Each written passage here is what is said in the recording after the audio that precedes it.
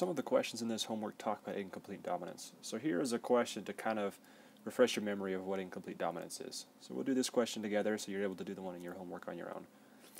So this question says the inheritance pattern in snapdragons is incomplete dominance. What is our genotype and phenotype if we cross a homozygous red snapdragon and a homozygous white snapdragon? So you might remember a question similar to this, or a scenario similar to this, as we first talked about Mendel and as we talked about genetics. So go ahead right now without any help, try to figure out the answer to this question. Pause the video and take a few seconds, and then we'll go ahead and do parts of it together. So the best way to start the answer to a question like this is to ask yourself, what alleles can each parent contribute? So we know from the question that we have a homozygous red snapdragon and homozygous white snapdragon. So think about what alleles those could contribute. So you should have come up with this. The red snapdragon can contribute 2 big R's and the white can contribute 2 little r's. So now go ahead and, in your own way, figure out what the offspring would look like. So if you need to do a Punnett square, take a second, pause the video and do that, or if you can do it in your head, then do it that way. So you should have come up with that all the offspring would be big R, little r. So in the case of normal dominance, this would mean that all the offspring are heterozygous and that they're all red. But like we talked about, this is a case of incomplete dominance. And so the phenotype is going to lie somewhere between our two original parental phenotypes. So in this case, we actually get pink snapdragons.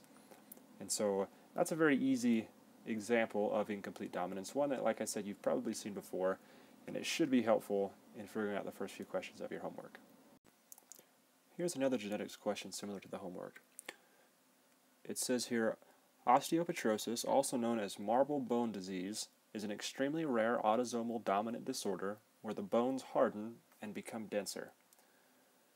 So if your father has this disease and your mother does not, what is the probability that you have the disease? You have 2 siblings also without the disease. Go ahead and take a second and try to figure this out by yourself, and then we'll talk it through. Alright, let's go ahead and talk through this one. So a couple mistakes that some people make typically involve these words here. So first is disease, and the second is rare. So they think, oh, it's a disease and it's rare, so it's probably a recessive trait. And so they typically think, well, in order for someone to have that, they have to have 2 little a's, or whatever the allele is. So that's an easy mistake to make when something is considered rare. But you need to realize that it says here in the question that is autosomal dominant disease. So that means anytime you have the dominant gene, the big A, or in this case we're going to use O's, anytime you have the big O, you have the disease. So just like all the questions that we have regarding genetics, the first thing to answer is what possible gametes could each parent give. So think about the father or the mother, what gametes they could each produce. Pause the video, figure that out, and then come back.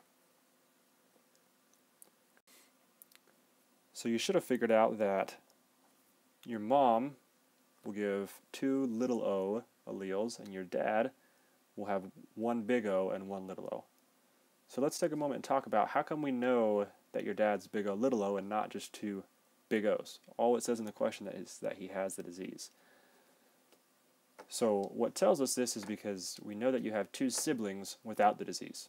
So they had to receive a little o from both your mom and from your dad so that they won't have the disease. So the last part of the question, now that you've figured out what the parent's genotype is, figure out the probability that you have the disease. So use these genotypes here, the possible gametes from your parents, do a quick Punnett square, figure out the probability of you having this disease. So after you did a Punnett square or worked it out in your head, you should have figured out that the probability that you have this disease is 1/2. So in a question like this, it may seem pretty simple dealing with autosomal dominant disorders. Where it kind of gets tricky is if you have to work backwards. If you're told maybe what the offspring's genotype is and you have to figure out the parents. Or oftentimes you'll be given a tree that just has, the unshaded and shaded for those who have the disease, and you have to figure out what kind of inheritance it is. So be careful not to think just because few people have it, it's recessive. Sometimes it could be dominant, there's just a small number in the population who have it. So be careful not to make those mistakes, and you should be good. Alright, this is one last question that we'll cover for this homework.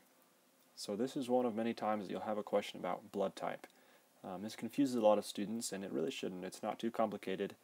If you don't get it now, make sure that you get it before the test, because it will come up. So this question, we can read it together. It says, if your blood type is AB positive and your sister's blood type is O positive, what are your parents' possible blood types? So try to figure this one out on your own, like all of them. Pause the video, take a couple of minutes, and then we'll do it together.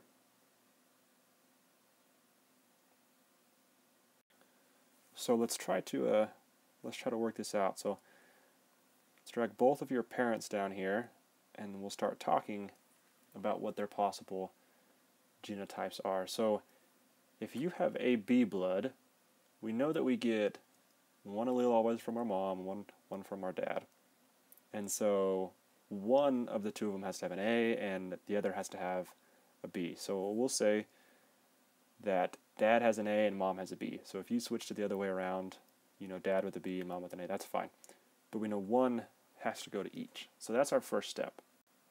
So we also know that your sister's blood type is O positive. And so in order for someone to have an O type, they have to have both alleles being an O. So that means she had to get an O from both mom and dad. So that helps us out to figure out what the other allele is. So for both mom and dad, they have to each have one O allele. So now we're going to talk about the Rh factor, the positive or negative. So this is where a lot of students get confused, but really it's not that confusing. Positive is dominant over negative. So anytime that there's a positive, that's what will show up. And so let's talk about the different options, different possibilities that your mom and dad could be. So because both you and your sister have a positive Rh factor, there's a lot of different possibilities that your parents have. What we know for sure is that at least one of the parents has one positive. So this leaves us with all sorts of different options. So it could be that both your mom and your dad have both positives. That could be one option. Your mom could have a positive and a negative, or maybe your dad has a positive and negative. One parent could have two negatives, while the other has two positives. One parent could be positive negative, like you see here on dad, and the other parent negative negative. Those are all the different options, so I'm not going to put them all up. You can go ahead and figure that out because it's not hard. But just know that there needs to be at least one positive Rh factor coming from mom or dad, and that'll be dominant even if they get a negative. So the last thing to answer this question, it's important to remember that when you're talking about a blood type, so someone asks you, what's your blood type, or like this question asks, what's your parents' blood type, you don't ever include the O if it's with the A or the B. So you don't say, well, I'm BO negative. It's just B negative or B positive or A positive. So we can get rid of the O's here and just leave the B's. So we'll get rid of this O as well. So we know that one parent is A, one parent is B, and then like I said, there's a lot of different Rh options. I don't have room on the screen to put every single one up, but this negative could be in there. Like I said, this could be two negatives or a positive negative. All that's important is that one parent has one positive allele for the Rh factor. So that gives you the answer for blood type, and that's how you need to think through any blood type problems that you may encounter.